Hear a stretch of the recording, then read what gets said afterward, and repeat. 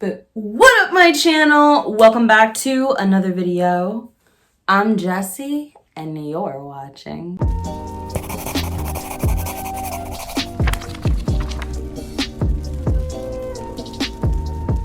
Welcome to my Octubre TBR. This is my favorite month of the year to film a TBR, and I'm excited. I am excited in every way possible. I am stoked for the spooky reads. I'm going to be finally getting to some books on my TBR that I've been trying to read all year. Hold on, I think my camera's crooked. Gosh, y'all, I'm so freaking excited. And in addition to the TBR, the books that we're going to be reading for this month, October, I have lots of announcements. We've got some NB Book Club announcements. We have the sapphicathon announcement. We've got books that I'm reading for other book clubs. I'm just so pumped. So without further ado, let's just get right into it. I started doing this thing where every single month I pull one TBR card and she's always got to make herself heard. And then those of you who want to join in on reading that prompt are free to do so. This is a really good way to participate in the TBR cards if you don't have a deck. So I have pulled 3 cards for the remainder of the year. We have 3 months left in the year, and so we have 3 cards. Now, the card for October is going to be the Get Out card, a book featuring your greatest fear. Then in the month of November, we have the Antagonist card, a book that your favorite villain would read. And last, we have the R.F. Kuang card to read science fiction fantasy with an Asian protagonist. I might make a video doing some book recommendations for this prompt. We will see. My TBR cards shop is on hold because I've got some new cases coming and it's going to take a little bit. So those of you who have been wanting a deck of TBR cards, you just have to wait a little bit longer. I'm so sorry about the delay. Okay, so those are going to be the TBR card picks. And the very first book we have on this stack of books that I want to read in the month of October is Razorblade Tears. This is a book of the month title from one of my favorite authors. Now, I've only read one of his books, which was Blacktop Wasteland, and it was so good, it just automatically skyrocketed him to one of my auto-buy authors. So he is a Black thriller author, and I just really, really dig his works. They are like action mystery, and I'm so excited about this. I have heard that Razorblade Tears is even better than Blacktop Wasteland. I read the audiobook for that, and y'all, it just slapped. It really brought the story to life, and we do not care about cars, okay? Like anything to do with cars, we don't care about. That's how you know the book was good, was because it made me care about this illegal car, street racing, souped up cars, whatever. This tells the story of Ike Randolph, who has been out of jail for 15 years and is on the straight and narrow. He is a Black father and he has a Black gay son. And one day he's just heartbroken to find out that his son Isaiah and his partner, his husband, have been murdered. And then we have another ex-con, the father of the white husband, who ends up teaming up with Ike in order to find out what happened to their sons and to take revenge. And I love me a good revenge story. I love that this has queer representation for queer men, and I'm just really, really excited. Cosby does a fantastic job of writing about people who have been in the prison industrial complex, and I'm just really, really excited to read another one of his works. Then I have the book that my patrons voted for. I have a Patreon, and we have a book club where I film an exclusive reading vlog every single month for the book that they vote. And the book that my patrons has selected is none other than Goblin by Josh Malerman. This is a horror book that is told in 6 novellas. I love stories that are told in parts and pieces. I love anthologies and short story collections. So this is going to be a really, really good one for me. Josh Malerman was the author of Bird Box, and I really want to read the sequel, Mallory. I made this video at the start of the year titled, I think it was like 7 thrillers I need to read by the end of the year, and I am doing awfully with that goal. Mallory was on that list. But even if I don't get to Mallory, I'll be so excited to get to Goblin. I'm going to be reading this for the TBR card of October, which is to read a book centering your greatest fear. And also I'm like reading this for my Patreon book club. But this is perfect because small towns with big secrets really scare me. I don't know, it probably has to do with me being a Black person, but they really scare me. I also partially grew up in a small town and the atmosphere was like really hostile, really racially hostile. And I think that it just like instilled this instinctual fear of small towns and like the creepiness that and the secrets that can be housed in those towns. Oh, I just cannot wait for this. I'm so excited for the vlog. Then we have another book that is from the list of 7 thrillers that I have to read in 2021, and that is Don't Look for Me by Wendy Walker. This is one of my most anticipated releases. Wendy Walker wrote All Is Not Forgotten, and it is just like one of the most traumatic thrillers I have ever read in my life. So please, if you decide to go into All Is Not Forgotten, it has very graphic sexual violence and sexual assault, and it talks about memory and trauma. And so like that book is about this girl who suffers a just brutal sexual attack, and she is non-consensually administered this drug that is supposed to erase her memories of what happened, but her body remembers even though her brain doesn't. And it just gets like, you have a psychiatrist that's trying to work with her, and that's a trope I very much enjoy.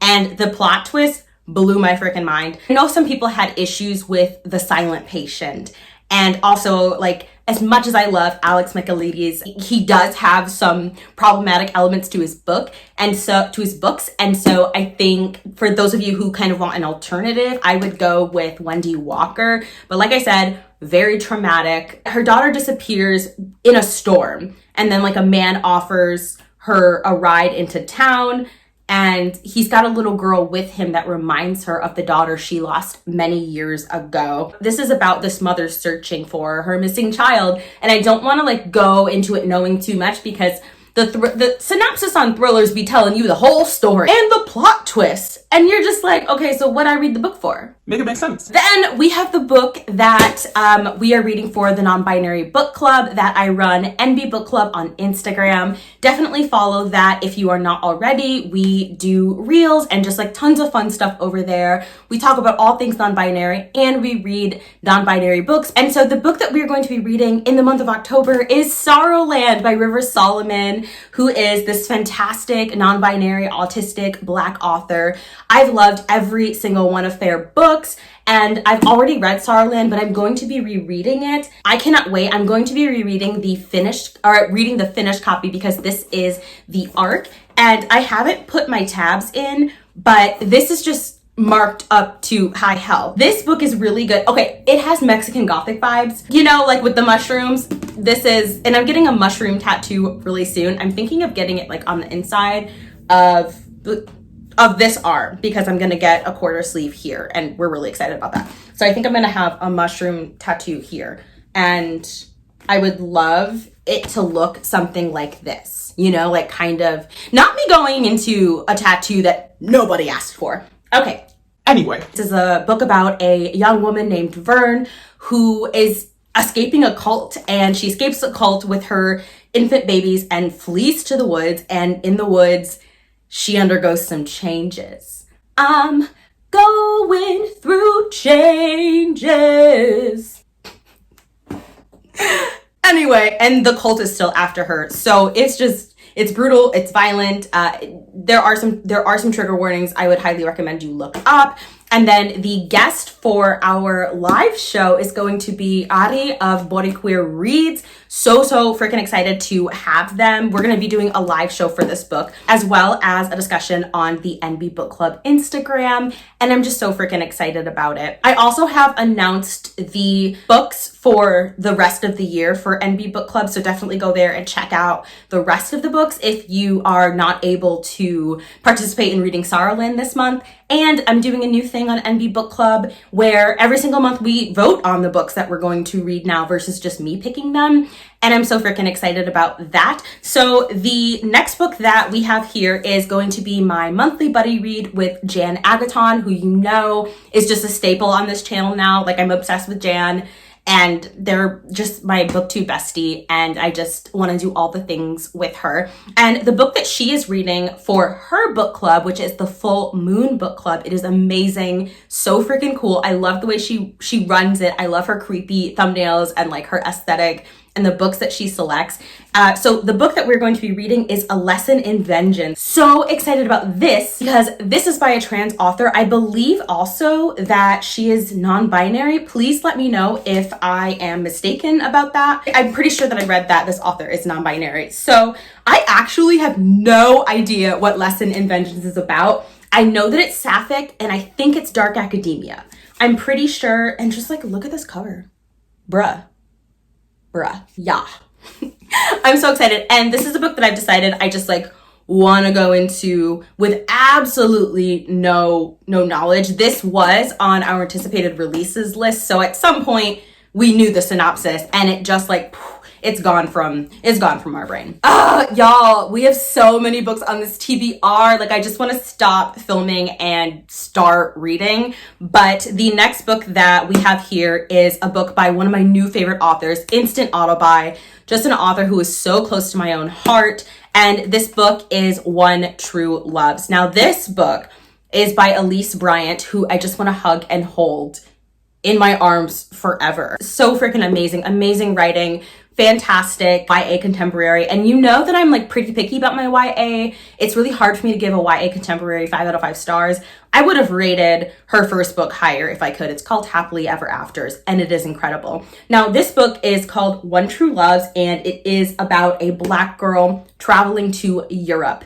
And I'm so freaking excited. Another intense romance, and this is supposed to explore themes of like family expectations, mental health, race, romance, and it also has the enemies to lovers trope. Now, I did a video way early on in the year, at the start of the year, talking about the issue of Black people in books not traveling and how we need more travel stories and more like travel joy with Black protagonists. And so like this book, the fact that my new auto buy author came out with a book featuring this trope, I want to cry. I want to sob. I'm so excited. And just this cover is so beautiful. Next, we have a book that is entirely inspired by Chloe of Books with Chloe. This is a staple book, you know, just a book that is Chloe's brand, and that is none other than Usumaki. I have been meaning to read this for so freaking long, and one of you beautiful, amazing subscribers sent it to me, and I love getting to the books that y'all send me. Like, I definitely try to prioritize them, and just like, look at this horror art. This is just an absolutely beloved horror manga, and I'm not really sure what it's about, and I don't care, but the panels are so cool and spooky, and I'm just ready to light a candle and get down diggity dog with this book. You know what I'm saying? And while we are here, while we are talking about horror manga, I have a book that I'm borrowing from a friend, and they were like, yo, you have to read this book. It's amazing. It's so good. It's so creepy.